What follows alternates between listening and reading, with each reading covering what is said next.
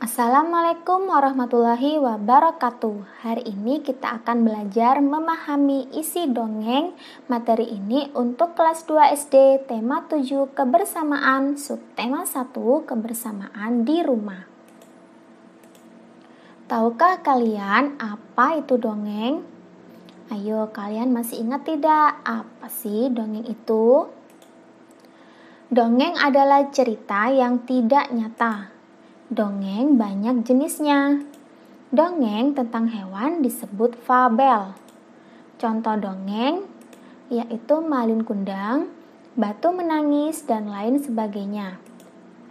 Contoh fabel yaitu Kisah Kancil dan Buaya, Persahabatan Monyet dan Kelinci, dan lain sebagainya. Dongeng dapat dipahami dengan cara mendengarkan. Saat dongeng dibacakan, kita harus mendengarkan. Kalimat demi kalimat harus kita pahami dengan baik.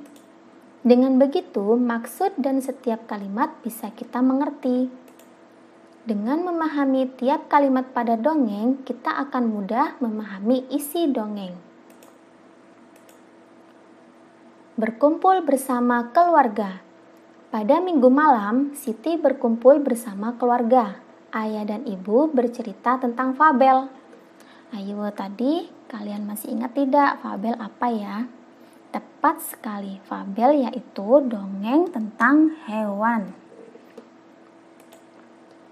Dalam dongeng terdapat nasihat baik yang dapat kita ambil dan kita contoh. Sedangkan sikap yang tidak baik jangan kita contoh ya. Tugas untuk kalian di rumah. Dengarkan dengan saksama dongeng fabel Sang Kancil dan Cicak Badung yang dibawakan oleh guru. Nah, kalian simak baik-baik ya. Bu Guru akan menceritakan dongeng fabel yang berjudul Sang Kancil dan Cicak Badung. Sang Kancil dan Cicak Badung. Di suatu ketika, Kancil sedang bercengkrama dengan kawanan semut. Dia meloncat-loncat di sepanjang parit kecil yang dialiri air yang jernih, sementara para semut berlari-lari di pinggir parit sambil menari dan menyanyi. Sebagian semut yang lain berlayar dengan perahu daun-daunan di belakang Sang Kancil. Ketika para semut melihat segerombol buah apel merah menjulur ke sungai, mereka berteriak-teriak pada Sang Kancil untuk memetiknya.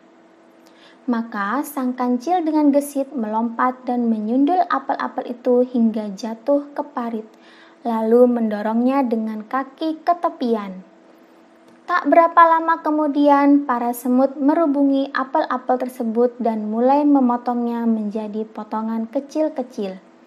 Sebagian dipanggul, sebagian lagi diangkut ke atas perahu daun. Begitulah acara bermain dihentikan sejenak setelah mereka menemukan tempat yang nyaman untuk beristirahat sambil menikmati apel. Namun, saat para semut sedang berpesta apel, tiba-tiba muncul binatang melata yang merayap cepat dan menangkap potongan apel yang paling besar dengan lidahnya lalu cepat-cepat kabur. "Wah, ada pencuri! Pencuri! Pencuri!" teriak para semut dengan kagetnya. Kancil yang sedang enak-enak berjemur mengeringkan tubuhnya sambil menikmati manisnya buah apel jadi kaget. Kemudian, setelah tahu apa yang telah terjadi, maklumlah dia. Rupanya ada cicak badung yang berulah menyerobot potongan apel yang dibawa para semut. Setelah berpikir sejenak, si Kancil yang sangat bijaksana ini membisikkan suatu rencana pada para semut. Sontak setelah mendengar kata-kata yang dibisikkan, para semut serentak tertawa terpingkal-pingkal.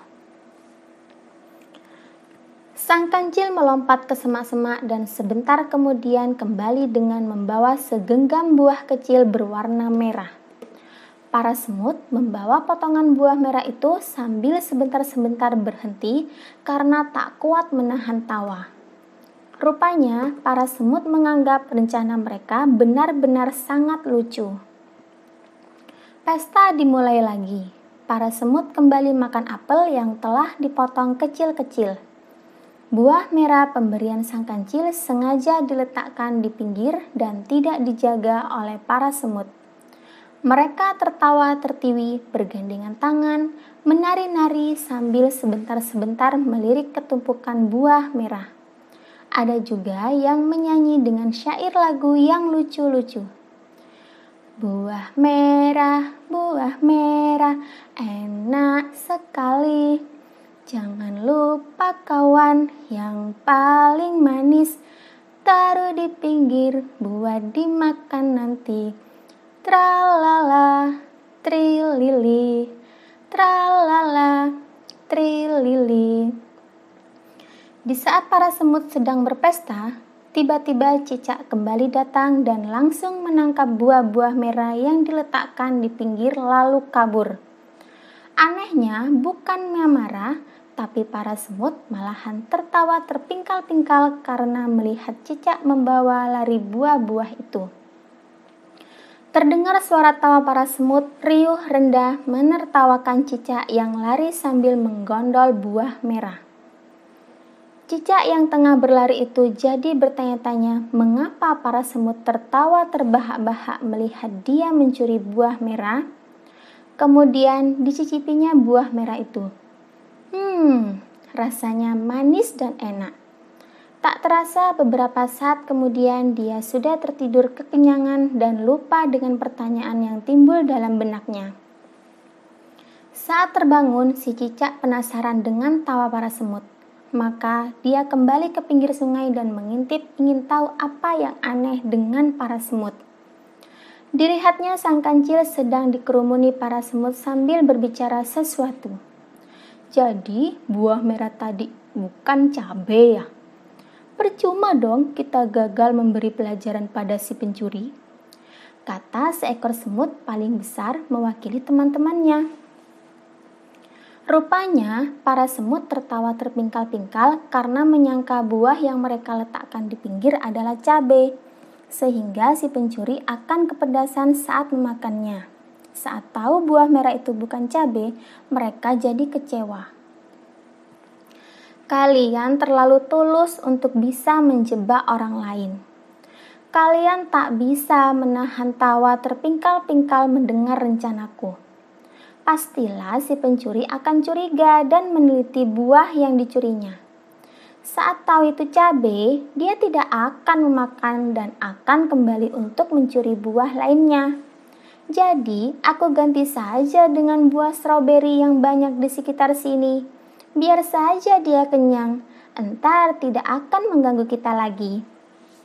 Para semut saling berpandang-pandangan dan mengakui bahwa mereka tidak bisa menahan diri untuk tidak tertawa. Pastilah si pencuri mendengar tawa itu dan jadi curiga. Para semut memang tidak bisa berpura-pura. Mereka selalu jujur dalam bertindak dan berkata-kata. Pencurinya adalah si cicak kecil yang bandel. Biarlah nanti aku datang ke rumahnya sambil membawa sekeranjang stroberi dan sedikit nasihat, biar dia tidak mencuri lagi, kata si kancil. Cicak kecil meneteskan air mata mendengar semua kata-kata si kancil. Rupanya sang kancil mengganti cabai dengan apel bukan saja karena para semut tidak bisa menahan tawa, tapi juga karena dia sayang pada cicak kecil. Buktinya, sang kancil akan datang ke rumahnya sambil membawa sekeranjang stroberi. Diam-diam cicak kecil merasa dirinya telah melakukan perbuatan hina-dina pada makhluk-makhluk yang baik hati. Nah, itu tadi adalah dongeng si kancil. Selanjutnya tugas untuk kalian di rumah. Tuliskan nasihat yang terdapat pada dongeng sang kancil dan cicak badung. Bisa kan ya? Selamat mengerjakan anak-anak. Sampai jumpa di video pembelajaran selanjutnya. Tetap semangat belajar dari rumah dan selalu patuhi protokol kesehatan. Serta selalu jaga kesehatan. Sampai jumpa. Wassalamualaikum warahmatullahi wabarakatuh.